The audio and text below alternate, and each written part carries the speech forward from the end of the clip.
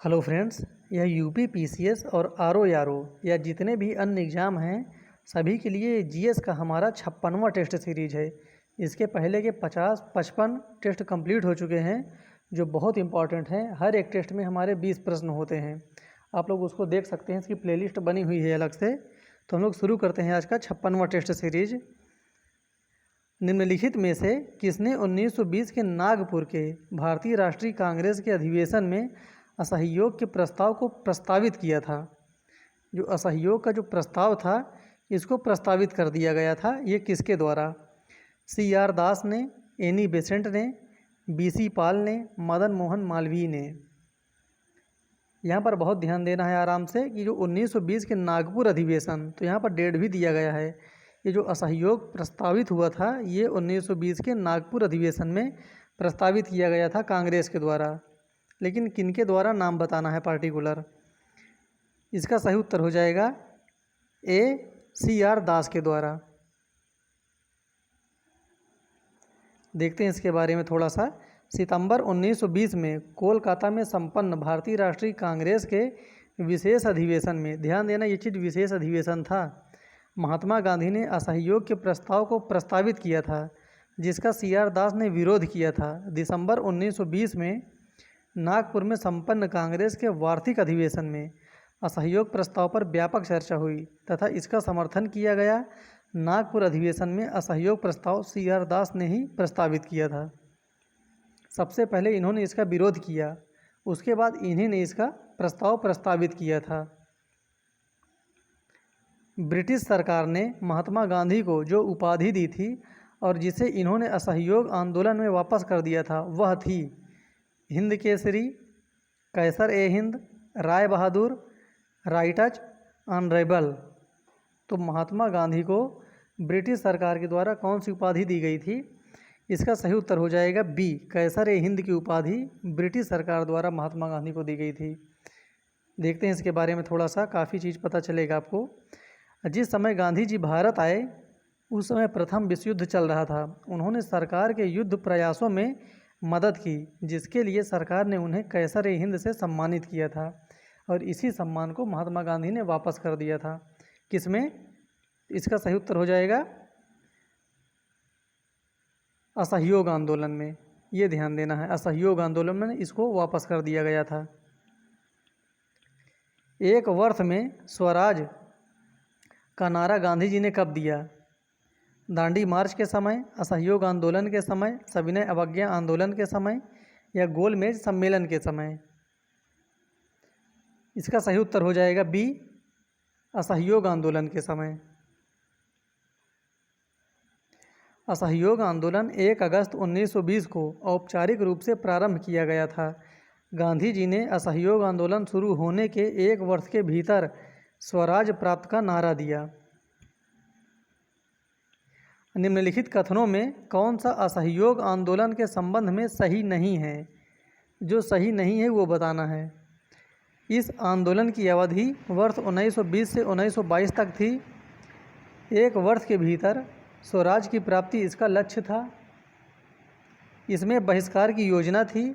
जिन्ना ने इस आंदोलन का समर्थन किया था। जो असहयोग आंदोलन से संबंधित एक कथन गलत है वो हो जाएगा D, जिन्ना ने इस आंदोलन का समर्थन किया था, ये गलत है, ऐसा नहीं था।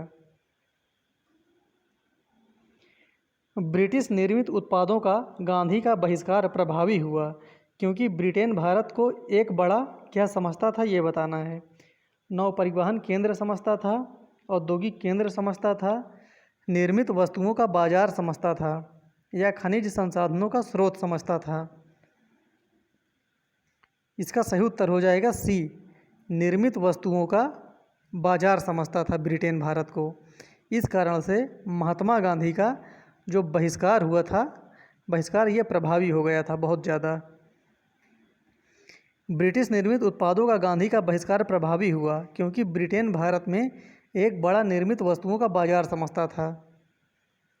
इनमें से कौन गंगा की सहायक नदी उत्तर वाहिनी है? देखिए यहाँ पर प्रश्न पहले समझना चाहिए क्या कह रहा है। अगर आप प्रश्न समझ गए तो उसका उत्तर काफ़ी सरल हो जाता है ये उत्तर वाहिनी है, ऐसी रिवर जो उत्तर की दिशा में बहती है और वो गंगा की सहायक भी है, जाकर गंगा से मिलती है। कोसी, घाघरा, सोन, गंडक। तो इसका एकदम सिंपल सा उत्तर हो जाएगा सोन, क्योंकि सोन निकलती है मध्य भारत से और ये जाती है उत्तर दिशा की ओर। अमरकंटक के पठार से निकलने वाली सोन गंगा के दक्षिणी तट की मुख्य सहायिका है, जो पठार के किनारों पर जलप्रपातों की एक श्रृंखला बनाती हुई उत्तर दिशा की ओर बहती है। उस रिवर का नाम बताइए जो केदारनाथ से रुद्रप्रयाग के मध्य बहती है। ये ध्यान देना है, केदारनाथ से रुद्रप्रयाग के मध्य बहती है। भागीरथी, अलकनंदा, सरयू, मंदाकिनी।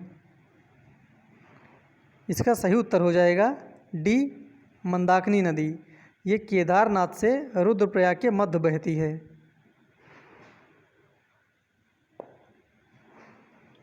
कौन से राज्य में हलाम नोटिया जनजाति मुख्य रूप से पाए जाते हैं? एक हलाम जनजाति है और एक नोटिया। ये दोनों जनजातियाँ कहाँ पाई जाती हैं? महाराष्ट्र, केरल, त्रिपुरा, छत्तीसगढ़। तो ये पाई जाती है त्रिपुरा में। इसका सही उत्तर हो जाएगा सी। भारत का सर्वाधिक आबादी वाला द्वीप है माजुली द्वीप, अंडमान द्वीप, लक्षद्वीप या सालसेट द्वीप। यहाँ पर ध्यान देना है, सबसे अधिक आबादी वाला, तो सर्वाधिक आबादी वाला द्वीप हो जाएगा सालसेट द्वीप, क्योंकि इसी द्वीप पर मुंबई शहर है और मुंबई काफ़ी जनसंख्या वाला सिटी है। भारत का सर्वाधिक आबादी वाला द्वीप सालसेट द्वीप है, जिस पर मुंबई शहर स्थित है। नेलांग घाटी किस राज्य में स्थित है? नेलांग घाटी ये काफ़ी चर्चा में था अभी कुछ दिन पहले। हिमाचल प्रदेश, सिक्किम, जम्मू एवं कश्मीर, उत्तराखंड। इसका सही उत्तर हो जाएगा डी, उत्तराखंड में। नेलांग घाटी उत्तराखंड में है। सरिस्का एवं रणथंभौर निम्न में से किन जानवरों के लिए संरक्षित हैं? ये दोनों राजस्थान के संरक्षित क्षेत्र हैं और किसके लिए संरक्षित हैं ये बताना है। सिंह, हिरण, बाघ, भालू। इसका सही उत्तर हो जाएगा सी। ये दोनों बाघ के लिए संरक्षित क्षेत्र हैं इस समय। सरिस्का एवं रणथंभौर दोनों ही राजस्थान के राष्ट्रीय उद्यान हैं, जहां बाघों को संरक्षण मिलता है। कार्बेट तथा राजाजी राष्ट्रीय उद्यान में वन्यजीव प्रबंधन हेतु किस पैमाने के हवाई छायाचित्र उपयुक्त हैं? मैंने कहा था अभी कुछ देर पहले कि प्रश्नों को बहुत आसानी से पढ़ना है, बहुत आराम से पढ़ना है, तो आप समझ जाएंगे उसका उत्तर। लघु पैमाने वाले हवाई छायाचित्र, मध्य पैमाने वाले छायाचित्र, दीर्घ पैमाने वाले छायाचित्र, अति दीर्घ पैमाने वाले छायाचित्र। इसका सही उत्तर हो जाएगा ए, लघु पैमाने वाले हवाई छायाचित्र। उत्तराखंड में स्थित जिम कार्बेट तथा राजाजी राष्ट्रीय उद्यान में वन्य जीव प्रबंधन हेतु लघु पैमाने वाले हवाई छायाचित्र उपयुक्त हैं। निम्नलिखित में से कौन सुमेलित नहीं है? जो एक सुमेलित नहीं है वो बताना है। ये जैवमंडल है और ये उनका राज्य है।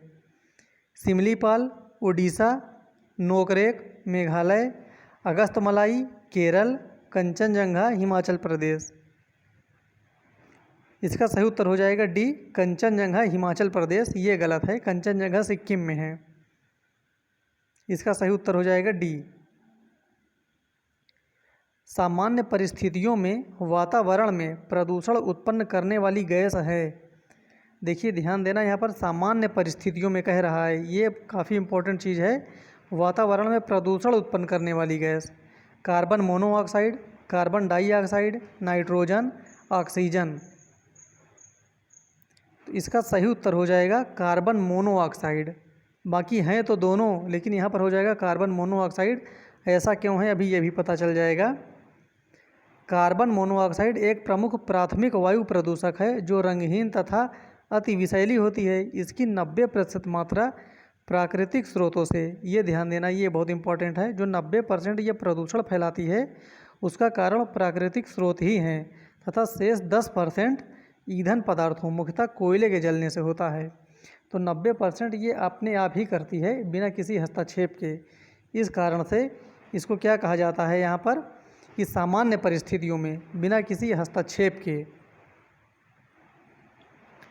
निम्न में से कौन आहार श्रृंखला का निर्माण करते हैं? घास, गेहूँ तथा आम, घास, बकरी तथा मानव, बकरी, गाय तथा हाथी, घास, मछली तथा बकरी। तो ये एकदम सिंपल सा इसका उत्तर हो जाएगा बी, घास, बकरी तथा मानव, ये आहार श्रृंखला का निर्माण करते हैं। निम्नलिखित में से कौन एक सही सुमेलित नहीं है? अनुच्छेद 39A सामान्य न्याय एवं निःशुल्क विधिक सहायता, अनुच्छेद 40 ग्राम पंचायतों का संगठन, अनुच्छेद 44 समान नागरिक संहिता, अनुच्छेद 48 न्यायपालिका कार्यपालिका से पृथक्करण। इनमें से कौन सा एक मेल गलत है? इसका सही उत्तर हो जाएगा डी, अनुच्छेद 48 न्यायपालिका कार्यपालिका से पृथक्करण। ये 48 अनुच्छेद में नहीं है। भारतीय संविधान के वृहद होने का कारण है, ये काफ़ी क्रिटिकल क्वेश्चन है। जो भारतीय संविधान है वो इतना बड़ा क्यों है ये बताना है।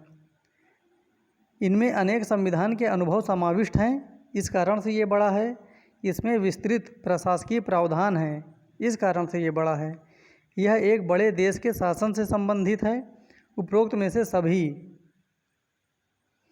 तो इसका सही उत्तर हो जाएगा डी। अगर यहाँ पर दिया होता उपरोक्त में से कोई नहीं तो वो भी सही रहता, क्योंकि इसके लिए दोनों ऑप्शन ही सही रहते हैं। बाकी ये तीनों जो फैक्ट दिए गए हैं ये तो है ही है, इसके अलावा भी बहुत कुछ है जिसके कारण से भारतीय संविधान का वृहद होने का कारण है। देखिए आप लोग सिर्फ कंटेंट पर ध्यान दीजिए। ये जो आउटसाइड की आवाज़ आती है 4-5 दिन के बाद ये सही हो जाएगा, तो ऐसा फिर नहीं होगा।